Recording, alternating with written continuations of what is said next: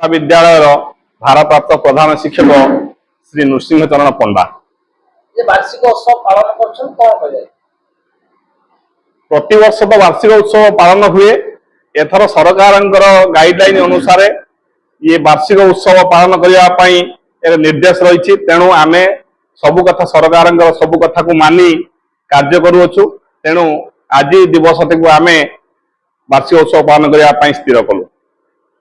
कौन कौन कार्यक्रम एथिरे वार्षिक उत्सव आमर विभिन्न अतिथि मानक आम डाकी यथा बीओ एबीओ आउ एमएलए मान्यवर विधायक अशोक दास एम सब डाकी ये माने आसी सभारे वक्तव्य देइथिले एवं या पर सांस्कृतिक कार्यक्रम होइथिला, वृक्षरोपण करा जाइथिला एवं आज मध्य प्राचीर पत्र उन्मोचन करा जाइथिला। एभली सब कार्यक्रम करा जाइथिला।